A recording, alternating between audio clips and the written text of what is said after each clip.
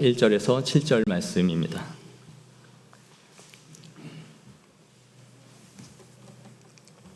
교독하겠습니다. 이스라엘 자손의 온 회중이 여호와의 명령대로 신광야에서 떠나 그 노정대로 행하여 르비딤에 장막을 쳤으나 백성이 마실 물이 없는지라.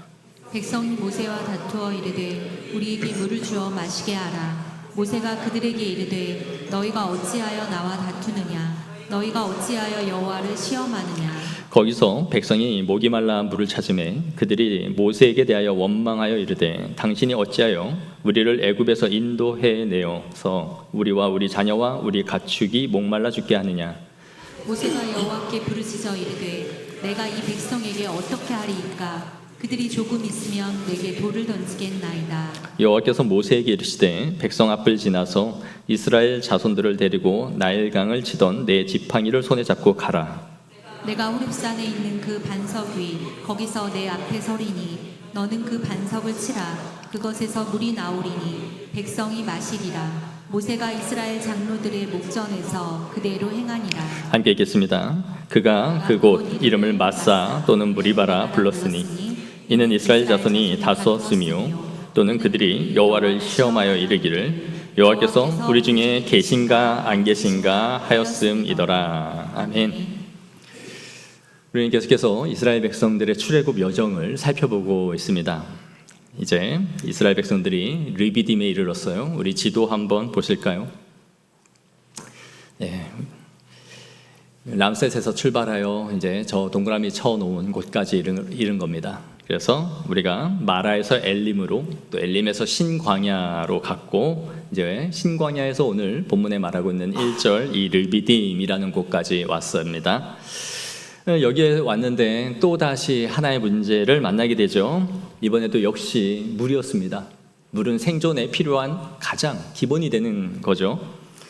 이스라엘 백성들이 지금 처한 환경은 광야인데 이런 척박한 광야라는 곳에서 사람이 하루에 섭취해야 할 최소한의 물량은 약 3리터 정도라고 해요. 그런데 지금 현재 이스라엘 백성들의 수가 몇 명입니까? 약 200만 명으로 추정을 하고 있죠. 그러니까 하루에 필요한 물의 양은 약 600만 리터, 6,000톤이 필요한 겁니다. 감도 오지 않죠? 최소한의 물량이 6,000톤인데 일반적으로 우리가 흔히 길에서 이 소방차를 볼 때 이 살수차 한 대가 담겨 있는 물량이 5,000리터 정도예요. 5,000리터면 살수차로 1,200대 분량의 물이 하루에 필요하다라는 얘기가 되죠. 우리나라 전국에 있는 소방차가 몇 대일까요? 살수차가? 안 세어봐서 모르죠. 저도 한번 찾아봤더니 우리나라 전국에 있는 게 약 1,500대 정도 있다 그래요. 그러니까 우리나라에 있는 거의 모든 살수차를 동원해서 가져다 주어야 하루 이스라엘 백성들이 먹을 수 있는 물의 양이 되는 겁니다. 가축들 다 빼고요. 사람만 먹는 물의 양이 그 정도입니다. 씻는 물 다 빼고 마시는 물만. 그러니까 이스라엘 백성들이 광야에서 하루하루 버티는 것은 가히 기적이라고 할 수 있는 거예요. 그 수가 하루하루 몇 명이 나간다는 것 자체가 대단한 기적을 맛보고 있는 거죠. 그런데 이스라엘 백성들이 이 르비딤이라는 곳에 이르렀을 때에 또 물이 없는 거예요. 근데 재미있는 것은 이 르비딤이라는 지명의 뜻이 쉴 만한 곳이라는 뜻이었다는 거예요. 안식처, 휴식처라는 의미죠. 그러니까 광야를 지나는 사람들이 이 르비딤이라는 곳에 왔을 때는 물을 먹을 수 있는 오아시스가 아마 있었을 것으로 보여져요. 그러니까 사람들이 이곳을 르비딤이라고 이름을 지었던 거죠. 누구라도 쉬어가고 안식할 수 있는 곳이라는 의미로 이름을 붙였을 것으로 추정이 됩니다. 근데 이스라엘 백성들이 물이 없고 목이 마르면서도 조금만 더 가보자. 르비딤에 이르면 우리 물을 먹을 수 있을 거야 하는 기대를 가지고 왔겠죠. 그런데 물이 없는 거예요. 이 기대가 한순간에 바사삭 깨져버리자 더 큰 좌절을 지금 하고 있는 거예요. 우리가 마라에서도 살펴본 것처럼 마라에 물이 있었어요, 없었어요? 있었죠. 그런데 써서 못 먹은 겁니다. 그러니까 사람이 있는데 못 먹는 건 화가 더 난다 그랬죠. 그래서 르비딤이라는 곳에 가면 물을 먹을 줄 알았는데 물이 오히려 없으니까 이제 사람들이 더 큰 좌절을 경험하게 되고, 이 좌절은 분노로 표출이 되는 거예요. 더 화가 나버린 거죠. 이쯤 되면 이스라엘 백성들의 본성이 이제 슬슬 나오죠. 뭐죠? 원망과 불평, 개버릇 난 못 주죠. 하던 짓을 이제 하기 시작합니다. 그래서 2절에 보시면 모세와 다투었다라고 말을 해요. 이 다투었다라는 이 동사의 어근은 민사 소송을 하기 전에 사람들끼리 심히 다투고 극렬하게 싸우는, 그럴 때 사용하는 단어예요. 그러니까 모세에게 극렬하게 저항하고 항의를 했다라는 거죠. 근데 이 심각함은 앞서서 일어났던 사건보다도 더한 심각함이었어요. 어느 정도였는지를 4절에서 보여주는데, 우리 한번 보시면 모세가 여호와께 부르짖어 이르되 내가 이 백성에게 어떻게 하리까? 그들이 조금 있으면 내게 돌을 던지겠나이다. 자칫하면 이제 폭동이 일어나서 모세를 죽이려고 돌을 던지는 이 살해 위협을 지금 받고 있는 상황인 거예요. 그러니까 이제 모세가 하나님 앞에, 하나님 이 상황의 심각함을 지금 말하면서 하나님께서 빨리 이 일을 해결해 주시지 아니하신다면 제 생명도 지금 부지하기가 어려운 상황입니다라고 기도를 하기 시작한 거죠. 이스라엘은 지금 또 다시 이전의 모습을 반복해서 보여주고 있는 것입니다. 이전에 설교를 하면서 우리에게 어떤 문제가 생기면 그 문제를 어떻게 하라 했습니까? 그 문제 안으로 뛰어들지 말고 그 문제를 객관화시켜라 그랬어요. 하나님의 시선으로 위에서 그 문제를 내려다보듯이 하나님이 이 일을 어떻게 우리가 지나가기를 원하시는지 그 문제 밖에서 그것을 이격시켜서 객관화시켜 보도록 하라라고 했죠. 그런데 지금 이스라엘 백성들은 또다시 자신의 문제 안에 갇혀버린 겁니다. 1절을 보시면 뭐라고 말합니까? 여호와의 명령대로 신광야에서 떠나라고 말씀해요. 모세가 지금 지도 펼쳐놓고 나침반 놓고 독도법으로 어디로 갈지 읽어가면서 이스라엘 백성들을 인도하고 있는 겁니까? 아니죠. 여호와의 명령대로 신광야를 떠났다라고 말하고 있어요. 하나님이 구름 기둥과 불 기둥으로 계속 인도하고 있는 것이죠. 그렇다면 이 길을 지금 인도하고 있는 분이 누구예요? 역시 하나님이신 거예요. 1절에 그 노정대로 행하여 라고 되어 있어요. 자신들이 이 길을 어떻게 갈 것인지에 대한 계획이 없지만 하나님은 노정대로, 스케줄대로 이들을 인도해 가고 있다라는 것을 말씀하고 있는 것이죠. 그렇다면 이스라엘 백성들은 앞에서 마라의 쓴물 사건을 보면서 그때도 하나님께서 나무 토막 하나로 자신들에게 물을 달게 하셔서 물을 생수를 주신 분이시라면 이번에도 하나님이 무언가를 하시겠구나 하는 마음으로 기대를 가지고 하나님 앞에 구했어야 되는 게 맞죠. 그러나 이스라엘 백성들 또다시 이를 반복하죠. 우리가 지난주에 살펴본 것처럼 믿음이 생기지 않는 사람들의 영혼의 특징이 뭐라고 했습니까? 조신 거 아니죠?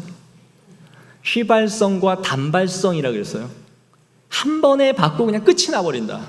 항상 그때 받으면 잊어버리고 다 날아가 버리는 거예요. 쌓이지 않는 거죠. 영혼의 탱크 안에, 창고 안에 믿음이 축적되지 않는 거예요. 지금 이스라엘 백성들이 또 다 모든 게 증발해버리고 말하는 거예요. 그럼 왜 이스라엘은 또다시 이 문제, 물이라는 문제에 또 왜 봉착한 걸까요? 마라에서 하나님께서 이스라엘 백성들을 시험하시려 하였다라고 그랬죠. 근데 이스라엘 백성들이 이 시험을 통과했습니까? 못했습니까? 못했죠. 그러니 하나님께서 또 다시 이들에게 그 문제를 던지신 거예요. 이전에 풀어봤던 그 문제이지만 그 시험지를 다시 던져주고 풀어보라고 그 문제지를 주셨다고요. 답은 이미 정해져 있어요. 답은 가르쳐 줬습니다. 뭐죠? 답이 뭐예요? 하나님께 부르짖는 거죠. 이미 답을 다 가르쳐 줘놓고 이제 또다시 같은 문제지를 준 거예요. 학교에서 마치 재시험 똑같은 문제 하고 다시 그걸 테스트하듯이 똑같은 문제를 줬는데 이스라엘 백성들이 실패를 하는 거죠. 하나님은 이 광야에서는 네 힘으로는 살아갈 재간이 없다라는 것을 말씀해 주고 있는 거예요. 너 먹는 거, 물, 마시는 거, 입는 거, 그 어느 것 하나 네가 해결할 수 있는 게 없어. 너희들이 할 수 있는 것은 나에게 부르짖고 의지하는 것뿐이다 라는 것을 말씀해 주신 것이죠. 그러니 너희는 나에게 부르짖어야 된다. 그리고 모세가 하나님께 부르짖음을 통하여 하나님께서는 그 문제를 해결해 가시는 것을 이미 다 보여준 겁니다. 그런데 이스라엘이 또 실패를 하죠. 여러분, 우리의 인생 가운데 계속해서 넘어지고 쓰러지는 지점이 있습니까?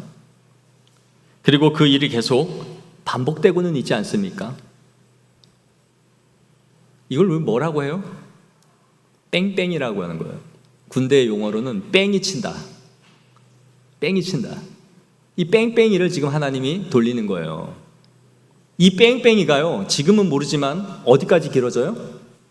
이게 40년이 되는 거예요. 우리가 계속해서 통과해야 될 곳을 통과하지 못하면 이 뺑뺑이가 시작돼요, 인생에. 훈련은 그 훈련을 완수할 때까지 하는 게 훈련이에요. 저 때는 6주 훈련을 받았어요. 제식 훈련부터 시작해서 사격, 그리고 수류탄 투척, 각계 훈련, 뭐 등등. 요즘에는 군대가 수류탄도 안 던진대요. 장난감 모형으로 던진대요. 이제 이게 당나라 군대가 됐어요. 사고 안 나는 게 제일 빵이 된 거예요. 그러니까 군인들이 단 한 번도 수류탄을 실제로 던져보지도 못하고 장난감 던지고 나온 거예요. 나중에는 총알도 빼겠어. 어쨌든 이 6주의 훈련을 마치어야 뭘 받아요? 이등병 작대기 하나를 주는 거예요. 우리가 볼 때는 그 이등병이 그렇게 볼품없고 우스워 보일 수 있지만 사실은 군 생활에서 제일 받기 힘든 게 그 짝대기 하나입니다. 나머지는요, 자대 가서 큰 사고 안 치고 그냥 잘 버티면, 잘 지내면 시간이 지나감에 따라 하나씩 붙이고 나오는 거예요. 제대하는 거죠. 그러나 이등병 작대기 하나는 그냥 받을 수가 없어요. 그 6주 훈련을 받다가 중간에 몸이 아파서 의무대라도 들어가면 자기가 들어간 그 지점에 자기 기수들은 다 퇴소를 해도 다시 복귀해서 2주차에서 끝이 났으면 2주차로 다시 들어가서 뒷기수랑 같이 훈련을 다 받고 최종으로 끝이 나는 거예요. 건너뛰지 않는다고요. 내 기수가 앞에 갔으니 나는 의무대에 있는 동안 잘 쉬다가 다음 기수 3주차, 4주차로 뛰어가는 게 아니라 뒷기수로 합류를 시켜서 모든 코스를 다 끝을 내야 그 짝대기 하나를 받는 거라고요. 이게 훈련이에요. 하나님이 여러분의 인생을 달아보시고자 하는 그 시험, 통과시키고자 하시는 그 자리가 있는 거예요. 그걸 통과했을 때 다음에 문이 열리는 거예요. 그러나 자꾸 잔머리를 쓰고 인간적 본성대로 하던 자신의 통박대로 그 일들을 처리해 나가고 그렇게 행동하면 하나님은 또다시 그 문제를 던지시는 거예요. 이게 끝이 나는 게 아니라 눈덩이처럼 나중엔 더 커져버려요. 그래서 사람 때문에 시험 들고 걸려 넘어지는 사람은 또 사람 때문에 시험에 들고요. 똑같은 사람 또 만나죠. 물질 문제도 하나님께 맡기는 법을 배우지 않으면 계속 그 문제를 반복해서 만나게 됩니다. 건강도, 물질도, 시간도, 자녀의 문제도, 내 생명까지도 하나님 앞에 맡기는 법을 배우지 않으면 하나님은 계속 똑같은 시험지를 우리에게 던지시는 거예요. 그리고 내 길은 그 다음 코스로 진행이 되지 않는 거예요. 이걸 여러분, 내가 몇 년 반복하고 있습니까? 이스라엘 백성들은 40년을 뺑뺑이를 친 거예요. 이걸 통과하지 못해서. 그리고 가나안 1세대는 가나안 땅으로 들어가지도 못하고 끝이 나요. 사랑하는 성도 여러분, 하나님이 여러분의 인생에 던지는 미션이 있습니까? 통과하십시오. 빠르게 통과하십시오. 그건 하나님 앞에 엎드리는 것밖에 없어요. 잔머리, 인간적 꼼수, 자꾸 그런 거 배운 기질대로 인생 살아온 그 가닥대로 그렇게 살지 마세요. 하나님이 원하시는 믿음의 액션을 취하지 않으면 하나님은 길을 열지 않으세요. 하나님은 그래서 또 한 번 르비딤에서 이 물로 이스라엘 백성들을 시험하고 계신 거예요. 모세는 이들이 하고 있는 행위의 본질을 꿰뚫어 보고 있습니다. 2절에 너희가 어찌하여 나와 다투느냐? 너희가 어찌하여 여호와를 시험하느냐? 지금 이 행위는 너희가 여호와를 시험하고 있는 것이다 라고 말을 해요. 그래서 이것을 마사, 무리바라 했습니다. 마사, 다툼, 무리바, 다툼, 마사, 시험이라는 뜻으로 이것의 지명을 지어버린 거예요. 그런데 여러분, 지금 누가 누구를 시험하고 있습니까? 하나님께서 이스라엘 백성들을 시험해야 되는데 이스라엘 백성들이 감히 하나님을 지금 시험하고 있는 거예요. 뭘 시험했어요? 7절을 보십시오. 다 같이 한번 읽어볼까요? 시작.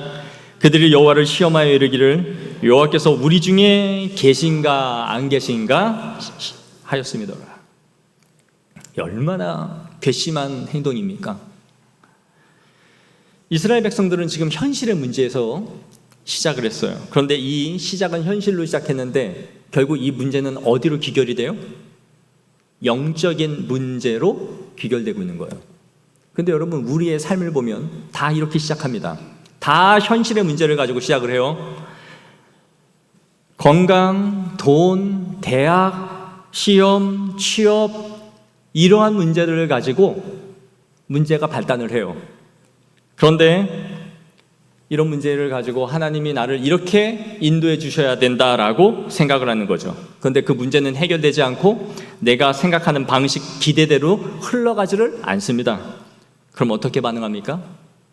하나님께 원망과 불평을 이제 쏟아내기 시작하다가 하나님은 없다라고 결론을 내버려요. 그리고 하나님을 등지고 떠나요.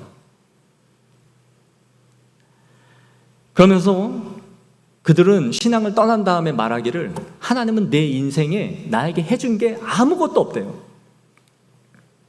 하나님이 있다면 이럴 수는 없다는 거예요. 그래서 하나님을 등져버리고 마는 것이죠. 하나님이 계시다면 이 내 상황을 이렇게 만들 수 있어? 여러분, 정말 하나님이 이스라엘 백성들이 일을 하지 않고 있는 겁니까? 이스라엘 백성들이 르비딤으로 출발할 때 아침에 뭘 먹고 출발했을까요? 뭘 먹었을까요? 하늘에서 비같이 내려주시는 만나를 먹고 출발했죠. 그 전날은 뭘 먹었을까요? 밤에는 하늘에서 내려주시는 메추라기를 배 터지게 먹고 출발했겠죠. 그러니까 하나님이 내려주시는 것을 실컷 먹고는 지금 물 꼴랑 없다고 하나님이 계신가 안 계신가 시험을 하고 있는 거예요. 아침에 뭘 먹고 살았는데 어떡하죠? 이게 우리 인간이 보여주는 행동들이란 말이에요. 하나님은 지금도 이스라엘 백성들에게 끝없는 은혜를 베풀고 계시죠. 그런데 조금 어려운 문제에 봉착하고 물도 없으니까 있네 없네, 인도하시네 마네, 기도를 듣네 마네, 이렇게 비탈을 타고 미끄러져 들어가는 거예요.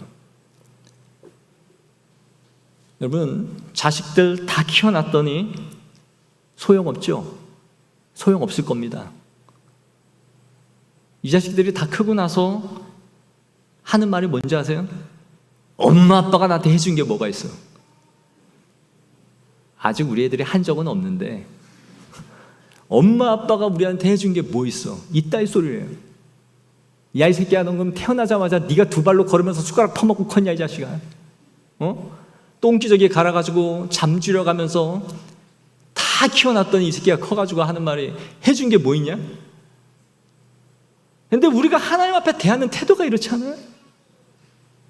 그렇죠?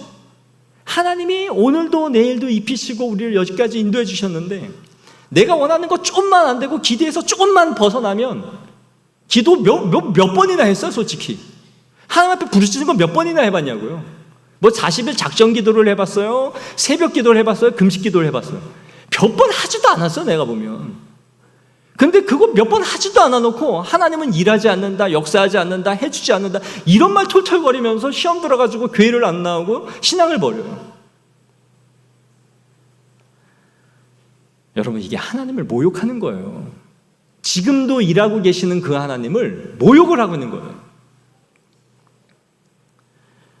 왜 이스라엘의 하나님을 이렇게 시험할까요? 이들이 애굽에서 배운 건 다신론이었어요. 400년 동안 보고 배운 건 그거밖에 없어요. 다신론이 왜 이 애굽을 지배하고 왜 다신론을 생겼는지 생각해봐요. 고대 근동에는요, 유일신이라는 사상 자체가 없어요. 다 다신론이 지배하는 세계예요. 우리가 10가지 재앙 앞에서 살펴본 것처럼 풍요의 신, 재앙을 막아주는 신, 치료의 신, 다산의 신, 각종 신들을 섬긴 거예요. 왜 이렇게 많은 신을 섬겼을까요? 그 신이 나에게 필요를 공급해 줄 때에 그건 나에게 신인 거예요. 그래서 이 신이 효과가 좀 떨어졌다 싶으면 옮겨 타기를 하는 거예요. 제사를 왜 지내느냐? 그 신을 경배하기 위해서 드리는 신이 아니에요. 다신론의 신들은 그 신을 구슬리는 거예요. 이거 먹고 이거 받고 우리가 원하는 거 주세요 하면서 구슬르는 신이 다신론이에요. 그러니 지금 이스라엘은 여호와를 섬기고 있는 게 아니라 이 신이 나의 필요를 채워주냐 안 채워주냐를 가지고 간제비를 하고 있는 거예요. 간을 보고 있다고요. 이 신을 내가 따라야 돼 말아야 돼, 쫓아가야 돼 말아야 돼를 간을 보고 있는 거라고요.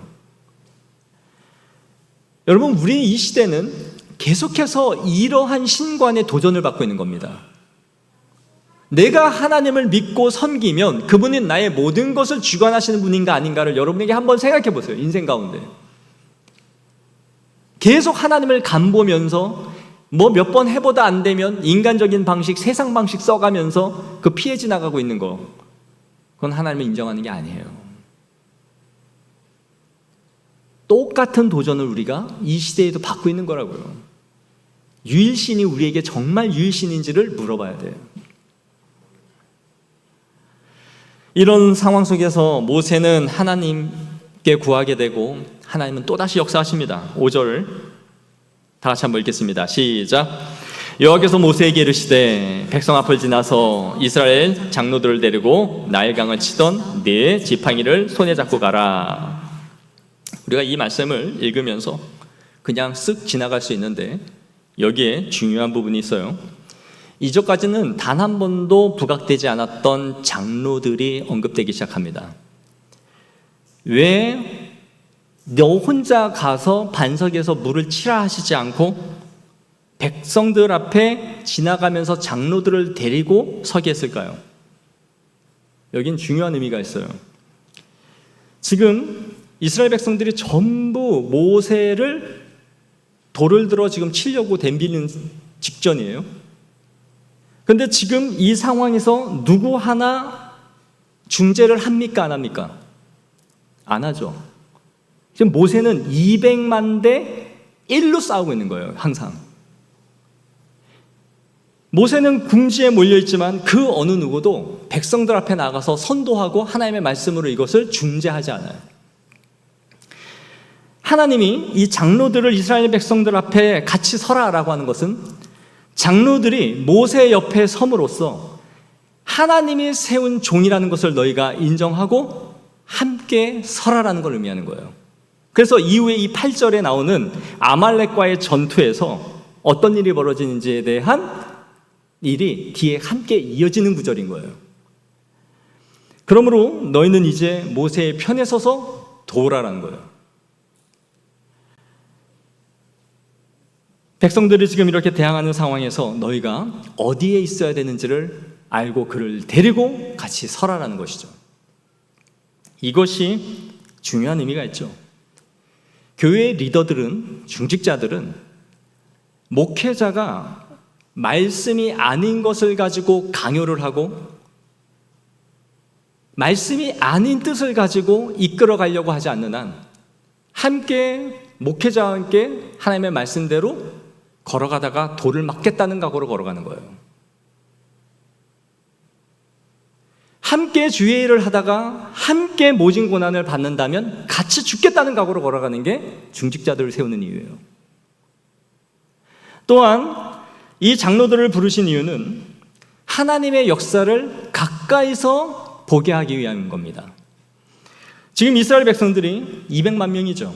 그럼 이 진영은 앞에서부터 저 끝까지 뒤에 있는 사람들은 앞을 보지도 못해요. 어떤 일이 일어나고 있는지도 모르죠, 사실. 그러니까 이 상황에 장로들을 맨 앞에 세우는 거예요. 6절에 보십시오. 내가 호렙산에 있는 그 반석 위에 거기서 내 앞에 서리니 너는 그 반석을 치라. 그것에서 물이 나오리니 백성이 마시리라. 모세가 이스라엘 장로들의 목전에서 그대로 행하니라. 장로들에게 먼저 보여준 거예요. 그러니까 장로들은 가장 가까이서 하나님이 일하시는 것을 경험하고 볼 수 있게 하는 거예요. 왜 이런 경험을 먼저 하게 하실까요? 이들이 자신들의 진영으로 돌아가서 전화를 해야 되는 거예요. 전하라고. 이들이요, 물을 주면 사람들은 물이나 벌컥벌컥 마시고 좋아나 하지 이게 지금 어떻게 우리에게 일어난 일인지를 몰라요. 그러니 리더들은 이 물의 출처가 어디인지, 어떻게 해서 이 반석에 물이 쏟아졌는지를 회중들에게 가서 전해주는 거예요. 반석에서 쏟아진 생수이다라는 것을 말해주고 전하는 것이죠. 그래서 교회 리더는 하나님의 일하심을 먼저 경험하는 사람들이고 그것을 전하는 사람들이에요. 그리고 하나님 앞에서 가장 먼저 그 일하심을 목도할 수 있는 특권을 누리는 사람들이에요. 이렇게 장로들을 데리고 하나님은 모세에게 나일강을 치던 네 지팡이를 손에 잡고 가라 말씀하세요. 특별히 말씀하시는 건 나일강을 치던 네 지팡이라고 말씀하시죠. 애굽을 어떻게 초토화시켰는지 너와 함께 하였던 그 여호와의 지팡이로 반석을 치라라는 겁니다. 그런데 여러분, 이 반석에서 물이 이제 쏟아져 나오는데 이 쏟아져 나오는 반석의 물은 대단한 의미가 있어요. 우리 고린도전서 10장 3절 4절 말씀을 보겠습니다. 다 같이 한번 읽겠습니다. 시작. 다 같은 신령한 물을 먹으며 다 같은 신령한 음료를 마셨으니 이는 그들을 따르는 신령한 반석으로부터 마셨음에 그 반석은 곧 그리스도라. 아멘. 이 반석이 누구라고요? 예수 그리스도라는 거예요. 그럼 예수 그리스도를 쳤다라는 거죠. 내리쳐서 물이 쏟아져 나왔다라는 거예요. 이사야 53장 4절 말씀 우리 다 같이 한번 읽겠습니다. 시작. 그는 실로 우리의 질고를 지고 우리의 슬픔을 당하였거늘 우리는 생각하기를 그는 징벌을 받아 하나님께 맞으며 고난을 당한다 하였노라. 아멘. 여기서 징벌을 받다라고 할 때 이 받다라는 이 동사가 치다 때리다라는 의미예요. 같은 의미인 거죠. 그러니까 무슨 말이냐? 하나님께서 예수 그리스도를 때리고 치시고 징하심으로써 그분을 통해 생명수의 강이 쏟아져 나와서 마시게 할 것이다 라는 것을 예표적으로 보여준 사건이 오늘 이 반석에 물이 쏟아지는 사건으로 말씀해 주시는 거예요. 그래서 예수님이 요한복음 7장 37절 39절에 이렇게 말씀하세요. 다 같이 한번 읽겠습니다. 시작. 명절 끝날 곧 그날에 예수께서 서서 외쳐 이르시되 누구든지 목마르거든 내게로 와서 마시라. 나를 믿는 자는 성경의 이름과 같이 그 배에서 생수의 강이 흘러나오리라. 아멘. 이 생수의 강이 바로 예수 그리스도시다. 와서 마시라는 거예요. 그래서 이사야 55장 1절에서도 오라 너희 목마른 자들아 물로 나오라 돈 없는 자도 오라 너희는 와서 사 먹되 돈 없이 값 없이 와서 포도주로 젖을 사라. 이 생명수 대신 예수 그리스도를 너희가 장차 먹고 마심으로 영원한 생명을 얻게 될 것이다 라는 그 사건의 예표로서 오늘 이 르비딤에서 반석에 물을 내어주셨다라는 것을 해석해주고 있는 겁니다. 사랑하는 성도 여러분, 광야에서 이스라엘 백성들은 끊임없이 먹고 마시는 문제로 씨름을 하고 있습니다. 그리고 우리의 인생도 늘상 먹고 마시는 문제로 싸우고 있어요. 광야에 있는 이스라엘 백성들이나 우리나 본질은 똑같아요. 본질은 같아요. 살아가는 형태와 방식만 다를 뿐 먹고 사는 문제로 피나는 싸움을 하고 있는 것은 똑같단 말이에요. 하지만 하나님은 그때마다 채워주시죠. 물도 주시고 음식도 주십니다. 그러나 그 체험이라는 것은 항상 그때뿐이에요. 먹으면 다시 배고프고요. 마시면 시원하지만 또다시 갈증이 옵니다. 이게 인생의 모든 문제예요. 하나 문제 해결한 것 같으면 또 다른 게 오고요. 그거 좀 해결하여 기도하여 받으면 또 다른 문제가 들어옵니다. 그러나 오늘 본문에서 우리에게 말씀해 주는 것은 너희에게 정말 필요한 것은 영원히 목마르지 않는 생명수 되신 그리스도라는 걸 가르쳐 주는 거예요. 해결받고 지나가지만 너희의 문제는 끝이 나지 않는다. 너희의 삶의 진정한 본질적인 문제를 해결하는 것은 생명수이신 예수 그리스도를 먹고 마시라는 거예요. 그것이 모든 문제를 해결하는 본질이라는 거예요. 사랑하는 성도 여러분, 그리스도를 만나셨습니까? 그분의 체험을 누리면서 오늘도 살아가고 있습니까? 삶에 지나가는 물 문제, 먹고 마시는 문제 있지만 영원한 체험을 누리고 살아가고 있습니까? 그렇다면 여러분들은 모든 것을 이미 얻은 겁니다. 그걸 보여주시기 위해서 우리에게 이 상황을 두신다는 거예요. 또한 하나님이 여러분의 인생 가운데 통과하기를 원하시고 던지는 문제가 있습니까? 엎드리십시오. 우리 아버지가 살아계실 때에 저에게 하신 말씀이 있어요. 하나님이 너의 인생 가운데 너를 다루고 있다라는 그 부분이 무엇을 다루고 있다라는 것을 네가 알 때는 무조건 엎드려라. 납작 엎드려라. 그게 그걸 빠르게 통과하는 길이라는 거예요. 하나님이 주신 길은 피하고 돌아가 봐야 또 그 문제를 만날 뿐이에요. 또 그 시험지를 우리에게 던지신다고요. 그러므로 하나님이 우리에게 주시는 그 자리를 엎드려서 통과하십시오. 주님 앞에 무릎으로 통과하십시오. 믿음으로 걸어가십시오. 그 하나님이 보시고 우리에게 다음 길을 인도해 가심을 믿고 나아가는 믿음의 성도 되어지기를 축복합니다. 기도하겠습니다. 하나님 아버지, 우리도 내 인생에 우리 믿음을 만납니다. 하나의 문제를 해결한 것 같은데 가다 보면 똑같은 문제를 또 만납니다. 그러나 아버지, 우리는 경험을 통해 믿음의 걸음을 통해 하나님이 그때마다 우리를 어떻게 인도해 주셨는지를 배워 알고 있사옵나이다. 그러므로 하나님이 일하실 것을 기대하고 소망하며 엎드리게 하옵소서. 빠르게 통과할 수 있는 지혜를 주시옵소서. 주님 앞에 의심하지 않고 담대히 믿음으로 나아가게 하여 주시옵소서. 그리고 하나님, 이 자리에 앉아 있으면서도 믿음 없이 앉아 있는 영혼들을 불쌍히 여겨 주시옵소서.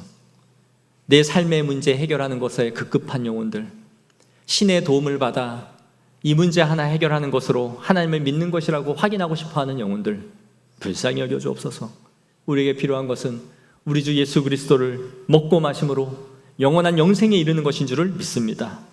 우리의 영혼을 흡족히 채워주시고 하나님을 만나고 주의 구원을 누릴 수 있는 신앙생활을 할 수 있도록 하나님이 역사하여 주시옵소서.